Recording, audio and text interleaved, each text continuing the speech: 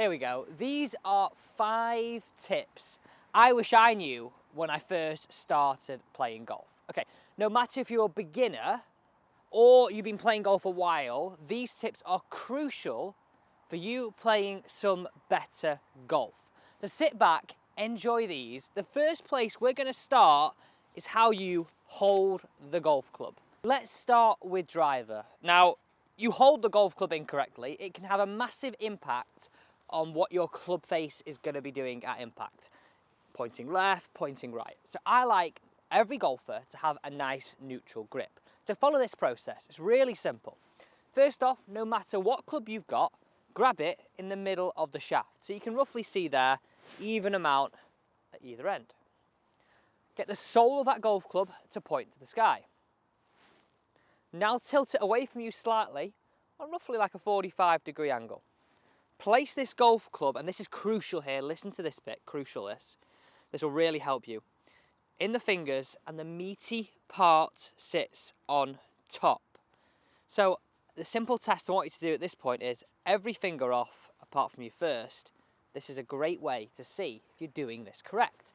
The next phase of this is just letting that club rest on the ground and just work on that grip pressure. You should have a nice relaxed forearm. You shouldn't be strangling this to death. So place that down in front of you with some nice grip pressure. And I like to see, as I'm looking down here, 2.5 knuckles and the crease pointing into my right shoulder. All you're going to do is just match that with your non-glove hand, and that is exactly how you can hold the golf club to ensure you have the best chance of getting this club face really nice and square. So when you're teeing it up with driver, or you've got an iron in your hand, you know you've got the best chance of having a nice square face. We're now going to move on to the second point of what clubs do you carry? Now, golf's expensive, right? There are so many options, so I'm not going to say what brand you should buy. Let's just talk the amount of clubs you need to get out on a golf course just like this. So I think it's 7.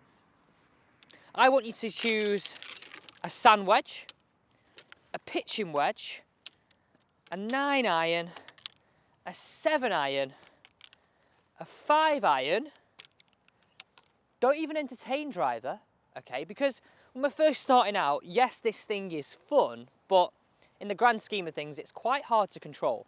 Let's go for something a little bit shorter, with some more loft, a 5-wood, then obviously a putter as well. Now, with regards to that 5-iron, you may prefer to swap and change that in and out with a hybrid, so that I'll leave up to you.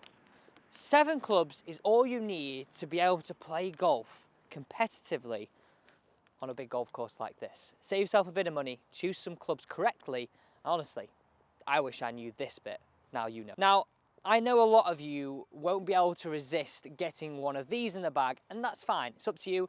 Just in my opinion, they're a lot harder for people to control and more likely to lose these things. Now, speaking of the big dog, tip number 3 is all about how you stand to every single club, or some rules of thumb to use when standing to a driver,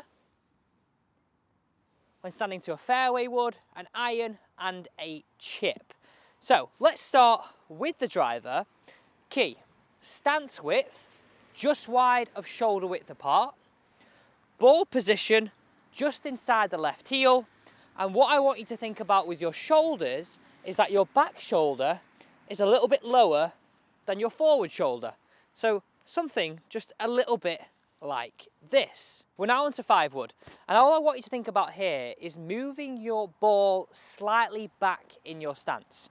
So I have still the same width of stance. It's a long club, so I need a good solid base.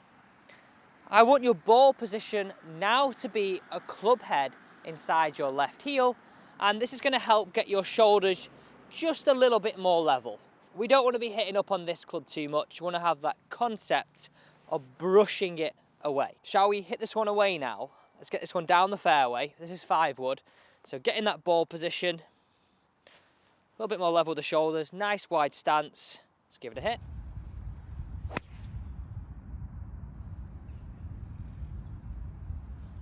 I was quite impressed with that shot, if I do say so myself.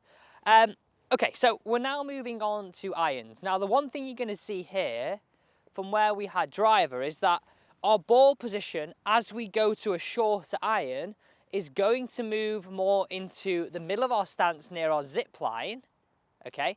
And our stance is going to go just on shoulder width apart, not wider than shoulder width apart.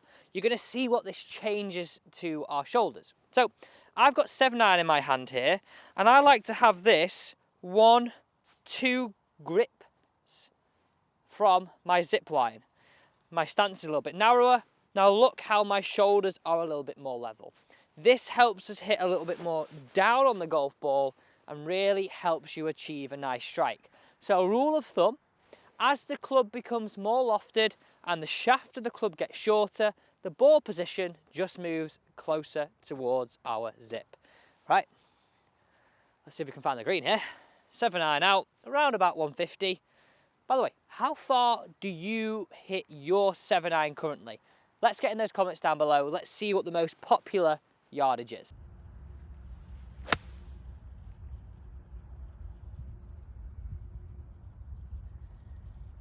You can really tell it's winter. Divots are big.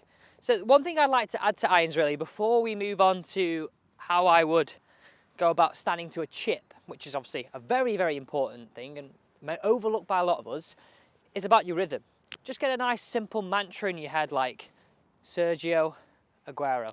That's actually quite fitting because the day I'm filming this is actually the day he retires. Bad times. Let's move down to the green. Final part to this third tip is how we stand to a chip. So this couldn't be any simpler. Follow this for me. Club head width apart, left foot slightly behind your right foot, weight on your left hand side. And all I want you to think about is just rocking this triangle between your hands and your shoulders. So when you've got a shot just like this, you know you can chip it away comfortably. Oh, get in. Oh, just missed. Let's move on to number 4. Okay, so before we move on to the final point of putting, I want to talk about bag position. Big thing in golf is speed of play. And if you're wanting to spend the correct time over your shot, but not feel like you're holding everybody up and you know there's nothing worse, you then start to rush. Let's have a think about where you're placing your bag. So take this scenario here. Flag is at the front, okay? The next tee is over towards the left. It wouldn't make sense for me to leave my bag here whilst playing my putt. What would make sense is for me to place my bag up this left-hand side just past the flag. So once I finish putting, I'm not walking back down the hole, I'm just walking straight off in the direction of the next tee. Let's move on to the final bit, the short stick. And this is the club that we don't tend to practice, but actually we use it the most. So let's talk bin lid. When we're on the putting green, we sometimes can get a little bit happy, can't we, of wanting to give it a bit of a roll and sometimes end up knocking it 4 or 5 feet past. Whereas if we're really wanting to lower our scores, let's just think about getting it in a 3-foot circle around this flag. So imagine my bin lid was sort of working around here. All I'm looking to do every time I'm looking to hole a putt from 15 feet and out, which is around about here, anything outside of this range, we're looking just to roll it inside that 3-foot circle. I call this stress-free putting, and actually, you'll probably end up holing more putts than you actually realise because you won't be blasting it, there we go, won't be blasting it all the way through the break, and like this one, where you think, blooming heck, just outside that circle of friendship, that is a real knee knocker. I think they call it a Dennis Wise. Nasty little 3-footer. No, I'm joking. Thanks so much for watching today's video. I hope those 5 tips really help you improve your golf. You can see they're really simple. Don't forget to subscribe, and I'll see you tomorrow at the same time.